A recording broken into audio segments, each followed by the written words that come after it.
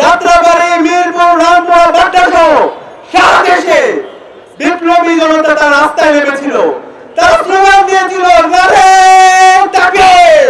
আল্লাহ দেলোয়ার হোসেন সাঈদী থেকে শুরু করে 5 জন শাপলায় আমাদের হাজার হাজার আলেমের উলামাদেরকে হত্যা করেছে। জুলাইয়ের যদি কোনো হিরো থাকে, জুলাইয়ের যদি কোনো নায়ক থাকে, সেটা হচ্ছে আমাদের শহীদেরা।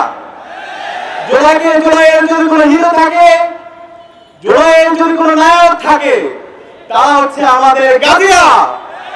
এবং জুলাইয়ের যদি কোনো হিরো থাকে, তারা হচ্ছে আমাদের শহীদ পরিবারেরা, আমাদের গাজীদের পরিবারেরা।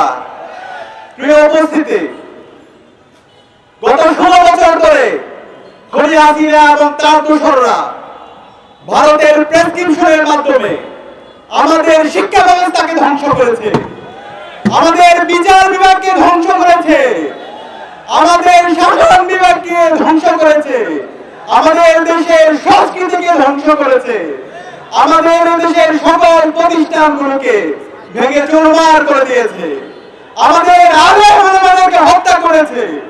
আল্লাহ দেলোয়ার হোসেন সাঈদী থেকে শুরু করে 5 জন শাপলায় আমাদের হাজার হাজার আলেমের উলামাদেরকে হত্যা করেছে। 5 জুলাই, 36 জুলাই 2024 সালের জুলাই বিপ্লবের মাধ্যমে, আমাদের শহীদদের আত্মত্যাগের মাধ্যমে আজকে আমরা নতুন বাংলাদেশ পেয়েছি।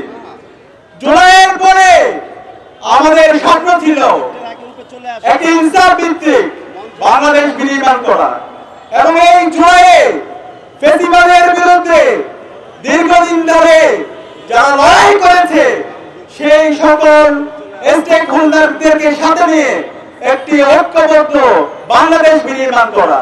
কিন্তু আমরা দেখতে পেয়েছি জুলাইয়ের কিছু ঠিকাদাররা সেই ঐক্যকে বিনষ্ট করেছে। জুলাই যখন কারফিউ জারি করা হয়েছিল, ইন্টারনেট ব্ল্যাকআউট করা হয়েছিল, সেই সময়ে ঢাকার যাত্রাবাড়ি, মিরপুর, রামপুরা, বাড্ডাসহ সারা দেশে বিপ্লবী জনতা তার রাস্তায় নেমেছিল। তারা স্লোগান দিয়েছিল নারে তাকবীর, নারে তাকবীর, দিল্লি না ঢাকা, ঢাকা ঢাকা। তারা দিল্লির দাদাগিরির বিরুদ্ধে এবং আল্লাহর সার্বভৌমত্বের পক্ষে তারা স্লোগান দিয়েছিল, আজাদির পক্ষে স্লোগান দিয়েছিল। আমরা দেখতে পেয়েছি আমাদের যাত্রাবাড়িতে আমাদের কর্মী এবং আলিয়া মাদ্রাসার শত শত শিক্ষার্থী তারা শহীদ হয়েছে। সাভারে আমাদের শত শত শ্রমিকরা তারা জীবন দিয়েছে। এবং 18 জুলাই দিনে ঢাকা বিশ্ববিদ্যালয়